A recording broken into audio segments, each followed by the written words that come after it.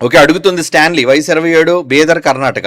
అలాగే మన 26 పాటల్లో 3 సింహాసనాలను చూపించారు. అది చూసి కొందరు సహోదరులు బైబిల్లో ఎక్కడా 3 సింహాసనాలు ఉన్నాయి అని లేదు, మరి మీ బీఓఈఓ ఎందుకు ఇలా చూపించారని అడుగుతున్నారు. దీనికి కూడా సమాధానం ఇవ్వగలరని ఎదురు చూస్తున్నాను. నా ప్రశ్నలో ఏదైనా తప్పుంటే క్షమించగలరు. నేర్చుకోవలసిన మనసుతో వినయపూర్వకంగా అడుగుతున్నాను. ఓకే నాన్న, ఇక్కడ జాగ్రత్తగా వినండి. అసలు పరలోకంలో సింహాసనం ఉందా? అరే మూర్ఖుడా, అంటే అనేవాళ్ళతో చెప్తున్నాను, అడిగేవాడి కోసం కాదు, నా నీకోసం చెప్పట్లేదు. సింహాసనం అనేసరికి ఏమనుకుంటున్నావు? సింహాసనం అంటే కుర్చీ కాదురా ఒరే సన్నాసి. ఏదో దేవుడు ఒక సింహాసనం అంటే ఒక కుర్చీ, ఎందుకు ఆ కుర్చీ దేంతో చేశాడు? బంగారమా, చెక్క, ఇనుమా? నీకు అర్థం కావడానికి సింహాసనం అంటే నథింగ్ బట్ కంట్రోల్, పవర్. సింహాసనం అంటే ఏంటి? ఏమండి, యేసుక్రీస్తు వారు సింహాసనాసీనుడుగా ఉన్నాడు, లేదంటే నేను రాజు అన్నాడు. రాజు అంటే సింహాసనం మీద ఉండాలని పిలాతు అనుకున్నాడు, వెర్రోడు. ఈరోజు ఈ వెర్రోడు వెంకటప్పలు కూడా ఏమనుకున్నారు? ఏమంటే ఈ వెర్రోడు కూడా ఏమనుకున్నారు? సింహాసనం అనగానే అరే కుర్చీ కదా, మీరు 3 కుర్చీలు చూపించారంటే ఒకటే కుర్చీ కదా అంటే, అరే పిచ్చోడా, కుర్చీ అనగానే కుర్చీ కాదురా. ఇప్పుడు బైబిల్లో కూడా ఏముంది? రూపకాలంకార భాషలో, మెటఫారికల్ లాంగ్వేజ్ అన్నారు దాన్ని. యేసుప్రభు వారు ఏమన్నారు? నేను జయించి నా తండ్రితో పాటు, అదే నేను ప్రకటన గ్రంథం 3:21 నేను జయించి నా తండ్రితో పాటు సింహాసనం మందు కూర్చుండి ఉన్న ప్రకారము. అది వేరే సింహాసనమా, తండ్రి సింహాసనమా? నీకెందుకు సింహాసనం అంటే 1, 2, 3 కుర్చీలా? అంటే ఒక కుర్చీ మీద 3 కూర్చోకూడదు ఏంటి? ఏమండి, చాలా మంది భారతదేశంలో రాజులు పరిపాలించిన వాళ్ళు పెద్ద కుర్చీ ఉండి అందులో భర్త భార్య ఒకే సింహాసనం మీద కూర్చొని పరిపాలించిన సందర్భాలు ఉన్నాయి, తెలుసా మీకు? అలాగే 2 రాజులు అన్నదమ్ములు కలిసి ఒకే సింహాసనం మీద కూర్చొని పరిపాలించిన రాజులు ఉన్నారు. ఏమండి, ఇప్పుడు సీఎం, డిప్యూటీ సీఎం అన్నారు. ఎందుకంటే 2 కుర్చీలు వేరు వేరా, లేదా 2కి ఒకటే కుర్చీ, ఇద్దరు ఒకటే కుర్చీ మీద కూర్చోబెడతారా? అంటే అడిగిన వాడికి కూడా కొంచెం ఏముండాలండి? వాడి కనీస జ్ఞానం లేనోడు. కుర్చీ అనగానే వీడి కుర్చీ కనబడుతుంది. అధికారం, సింహాసనం అనగానే అధికారం. చంద్రబాబు గారు సింహాసనం లేకపోతే ఆయన సీఎం కాదా? చెప్పండి. సింహాసనం అంటే ఆయన కూర్చునే కుర్చీయా సెక్రటేరియట్లో, లేదా ప్రజలు ఆయనకి ఇచ్చిన పవరా? పవర్. ఆయన నోటి మాటకి శక్తి ఉంది, ఆయన పెన్ సంతకానికి శక్తి ఉంది. అది అధికారం అంటే. ఒక మాట సెలవిస్తే శక్తి ఉంది, పవర్ అంటారు దాన్ని. దీనికి సింహాసనంతో, కుర్చీతో, ఆ కుర్చీ వీల్ చైరా, 4 ఉన్నాయా, నెమలి సింహాసనమా, బంగారు సింహాసనమా? ఈ పిచ్చోళ్ళందరూ కూడా సింహాసనం అనగానే కుర్చీ దగ్గరికి వెళ్ళిపోయారు. అందుకే వీళ్ళు ఎప్పుడూ కూడా మట్టి పురుగుల్లో అంటాడు, అంటే బేసికల్ నాలెడ్జ్ లేని వాళ్ళు అని అర్థం. బేసికల్ నాలెడ్జ్ అంటే ప్రాథమిక విద్య కూడా, ప్రాథమిక జ్ఞానం కూడా లోపించిన వాళ్ళు వీళ్ళు. సింహాసనం అనగానే కుర్చీ అనుకుంటావేంట్రా? కుర్చీ కాదది, పవర్. నాయన, నువ్వు సిలువ మరణానికి గెలిచి వచ్చావు కదా, ఇదిగో రా నా సింహాసనం మీద కూర్చో అని దేవుడు అన్నాడంటే, ఏదో ఒక దేవుడు అప్పటి వరకు సింహాసనం మీద కూర్చోనంటే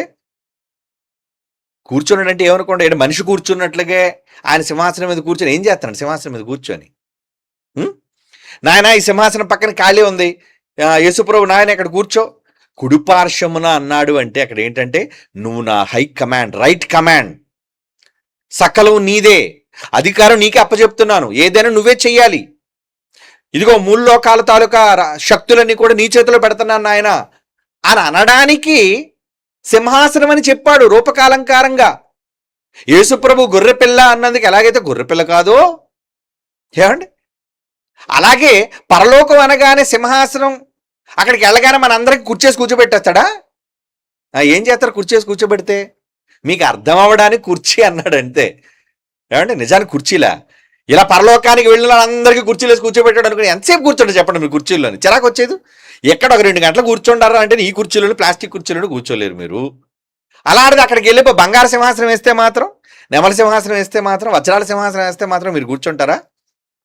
సింహాసనము అనగానే అది శక్తి, పవర్ అని అర్థం. కనుక దేవుడు తన కుమారుడికి పవర్ పంచాడు. ఏసేమన్నాడు? నాలా ఎవడైతే జయిస్తాడో వానిని కూడా నాతో పాటు నా సింహాసనమందు కూర్చుండనిచ్చేదను. అంటే నేను కూడా మీకు కుర్చీ వేస్తానంటే మీ చేతికి పవర్ ఇస్తాను అని అర్థం. బైబిల్ అర్థం అవుతుందా మీకు? ఈ రోజు వరకు బైబిల్ అర్థం కాకపోబట్టే ఇలా తగలడ్డారు వాళ్ళంతా కూడా. అంటే కేకరకాయ అయింది వాళ్ళందరికీ. చూసారా, పాటలో 3 సింహాసనాలు, అది అర్థం కావడానికి చూపించారు. 3 వ్యక్తులను చెప్పడానికి 3 సింహాసనాలు అన్నారు. దీన్ని పట్టుకొని ఏమండి, ఆకాశంలో ఒకటే సింహాసనం ఉంటుంది కాబట్టి ఒకే సింహాసనం మీద ముగ్గురు కూర్చోబెట్టాలి. కానీ ఇంతగా ఆకాశంలో నిజంగా సింహాసనం ఉందా? భూమి నా పాదపీఠం అన్నాడు. భూమి మీద పీట అక్కడ కనబడుతుందిరా నీకు? విశ్వంలోకి వెళ్ళి భూమిని ఫోటో తీశారు. ఏమండి, పీఠం ఏమైనా కనబడిందా? ఆకాశం నా సింహాసనం అన్నాడు. ఎందుకు సింహాసనం ఆకాశంలో ఉందా, పరలోకంలో ఉందా? సింహాసనం ప్రతి చోట కూర్చుంటాడు అనుకోవద్దు. కుర్చీ అనుకోవద్దు. అది అధికారాన్ని సూచించేది. ఇలాంటి కనీస జ్ఞానం లేని వాళ్ళు కూడా బైబిల్ చెబుతున్నారంటే అలాంటి వాళ్ళు బోధలు మీరు వినకండి. వాళ్ళు బోత్తిగా ఏమీ తెలియని దద్దమ్మలు, చవటలు అని అర్థం. మన భాషలో బండగా చెప్పాలంటే చవటలు, దద్దమ్మలు. వాళ్ళ మాటలు మీరు వింటారేంటి? వినడానికైనా మీకు బుద్ధి లేదు. ఏమండి, రోడ్డు అంట పోయే ప్రతి పనికిమాలని చెత్తను పెంటను తీసుకొచ్చి ఇంట్లో పోసుకునేవాడిని నేనేమనాలి? చాలా మందికి పని పాటు ఉండదండి. వీళ్ళు ఏం చేస్తున్నారు, వాళ్ళు ఏం చేస్తారు, నీ ఇంట్లో ఏముందో నీ ఇంటి సంగతులు చూసుకో. పొరుగింట్లో ఏం జరుగుతుంది నీకు ఎందుకు? రోడ్డు అంటే పోయేవాడు ఏం చేస్తున్నాడు నీకు ఎందుకు? అనవసరం కదా. వీళ్ళకి అలా కాదండి. ఇంత సర్వసత్యాన్ని కూర్చోబెట్టి చెబుతున్నా వీడేం చెబుతున్నాడు, ఈడేం చెత్త చెబుతున్నాడు, వీడే మహాజ్ఞానం చెబుతున్నాడు. అవసరమైంది ఒకటి వినరు. బైబిల్ను ఉన్నదన్నట్టుగా చదవరు. వ్యక్తులకు ప్రాధాన్యతనిచ్చి అదే చెప్తున్నాడు కదా, వీడికి ఫాలోవర్స్, ఈ పనికిరాని ఈ ఫాలోవర్స్ వచ్చిన తర్వాత అండి, ఈ యూట్యూబ్ వచ్చిన తర్వాత డబ్బు అనే మోజు పట్టుకుంది అందరికీ. ఫాలోవర్స్ పెంచుకోవాలనేది అది వ్యాపారం రా, వ్యాపారం. ప్రతివాడు వంటలు వండుకునేవాడు వ్యాపారం చేస్తున్నాడు దాంట్లో. ఏమండి, ప్రతి చిన్నవాడు బట్టలు కుట్టుకునేవాడు వ్యాపారం చేస్తున్నాడు, రంగులు వేసుకునేవాడు వ్యాపారం చేస్తున్నాడు. ఎవడు ఏ వృత్తి ఉంటే దానికి ఒక ఛానల్ స్టార్ట్ చేస్తున్నాడు. దానికి ఏంటి, ప్రతివాడు please comment, share and subscribe అడుక్కుంటాడండి. ఒక అడుక్కునేవాళ్ళగా దయచేసి మీరు కామెంట్ చేయండి, సబ్స్క్రైబ్ చేసుకోండి. ఎందుకు డబ్బులు కావాలి నాకు, అదేదో అడగచ్చు కదా, డబ్బులు కావాలి నాకని. ఏమండి, ఇది ఒక ఖరీదైన మాట. అలాగని సబ్స్క్రైబర్స్ ఎక్కువ ఉంటే రైటా? ఏమండి, ఎక్కువ మంది చేసేది రైట్ అని ఆమోదించడం తప్పు. అందుకే చాలాసార్లు చెప్పాను కదా, 99 మంది 2 రెళ్ళు 3 అన్నారు, ఒక్కడే చెప్పాడు 2 రెళ్ళు 4 అని. ఇప్పుడు 99 మంది చెప్పింది రైటా, ఒక్కడే చెప్పింది రైటా? ఒక్కడ చెప్పిందే రైట్ అయి తీరుతుంది ఎప్పటికైనా. 99 మంది చెప్పారు కాబట్టి నిజమంటే అలా నీలాంటి సన్నాసి ఎవడో ఓటేస్తాడు అలాంటి దానికి. కనుక ఈరోజు ఎవరు కూడా, పిల్లలారా మీతో చెప్తున్నాను, సబ్స్క్రైబర్స్ని చూసి వాడు బోధన అంగీకరించకండి. చవటలు, దద్దమ్మలు, వాక్యం తెలియని వాళ్ళు, డబ్బు కోసం ప్రజల మీద పడి బ్రతికే వాళ్ళు సబ్జెక్ట్ లేని వాళ్ళు, కేవలం సబ్స్క్రైబర్స్ని ఏంటి కాంట్రవర్సీ సృష్టించి సబ్స్క్రైబర్ తెచ్చుకున్నారు. అంటే ఏంటి, గొడవలు సృష్టించి తప్పుడు పోస్టులు పెట్టి, ఏమండి, వ్యూస్ కోసం, ఆ వ్యూస్ వెనక డబ్బుల కోసం వీళ్ళంతా పని చేసేవాళ్ళు. కనుక ఏం చేస్తారు, బోధ వీళ్ళ దగ్గర ఉండదు. ఎప్పుడు పనికిరాని చెత్త మాటలు మాట్లాడుకుంటూ, ఇదిగోండి సింహాసనం అనేసరికి మరి ఈ తమ్ముడు ప్రశ్న అడిగారంటే ఎవడో ఏదో అంటించుంటాడు. మరి ఏమండి, ఎవరో ఏదో చూసుంటాడు, లేదంటే ఏదో మొత్తానికి ఎవడో చెప్పుంటాడు ఏదో. కాబట్టి 3 సింహాసనాల ఒక సింహాసనం అంటే, అసలు సింహాసనం అంటే ఈ కుర్చీ కాదు అనే సంగతి తెలుసా? కాదు. అంటే ఏడు తప్పు పట్టాలి, ఏదో విధంగా పాటను తప్పు పట్టాలి, మనిషిని తప్పు పట్టాలి. ఎంత తప్పు పట్టాలనుకున్న సత్యాన్ని ఎవడు ఆపలేడు. రాసి పెట్టుకోండి. ఇది మనుషుల మీద మీరు బురద చల్లొచ్చు, ఏమండి, మనుషులను మీరు తప్పుగా ప్రజల మధ్య చూపించొచ్చేమో, కానీ సత్యమును ఎప్పటికీ సమాధి చేయబడద్దు, చెయ్యలేరు, ఇంపాసిబుల్. పౌలు గారు ఇలాంటి దరిద్రుల కోసం ఒక మాట అన్నాడు. ఏంటో తెలుసా? అరే మీరు నన్ను సంఖ్యలతో బంధించారేమో కానీ, పౌలు గారు చెప్పారు ఇలాంటి సన్నాసుల కోసం, సువార్త బంధింపబడి ఉండలేదు అన్నాడు. అంటే ఈరోజు చాలా మంది మతోన్మాదులైన వారు సువార్త ప్రకటించకూడదు, వీళ్ళని అరికట్టండి. ఏం అరికట్టారు వీళ్ళు? మొహం. ఏమండి, సువార్త ఆగిందా? నమ్మిన వాళ్ళు మారడం మానేశారా? సభలకు జనం రావడం మానేశారా? కొత్త వాళ్ళు బాప్తీసం తీసుకోవడం మానేశారా? జరుగుతూనే ఉంది.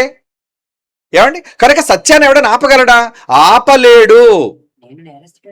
నేను నేరస్తుడై ఉన్నట్లు తిమోతి పత్రిక 2 తిమోతి 2వ అధ్యాయం 9వ వచనం, 2 తిమోతి 2వ అధ్యాయం 9వ వచనం, నేను నేరస్తుడనై ఉన్నట్లు ఆ ఆ సువార్త విషయమై ఈ సంఖ్యలతో నేను బంధింపబడి ఉన్నానేమో గాని ఆయనను దేవుని వాక్యము బంధింపబడి ఉండలేదు.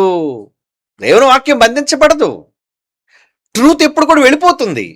కాబట్టి ఎవడో ఏదో కామెంట్ పెట్టాడనో, ఎవడో తప్పుడు పోస్ట్ పెట్టాడనో, ఎవడో తప్పుడుగా వాగాడనో, వాడు వాగుళ్ళు పట్టించుకోకండి. ఏమండి ఏమండి ఏమండి అని పరిగెత్తుకొని వచ్చి ఏంటి విషయం చెప్పని సరే, ఏమండి వీధిలో కుక్క బవ్వు అని అరుస్తుందంటే, అరుస్తున్న కుక్క కోసం నువ్వు మాట్లాడడం ఏంటి? ఆ కుక్కకి వేరే పనే ఉంది. యూట్యూబ్ అనే వీధిలో కుక్కలు అలా మురుగుతూనే ఉంటాయి. అప్పుడు నువ్వేం చేయాలి? కుక్క అరుపులను పట్టించుకోకూడదు. వాళ్ళందరూ కుక్కలు. ఈ మాట అన్నందుకు కూడా చాలా మంది మండుతుంటుంది. మండనివ్వండి, పర్లేదు.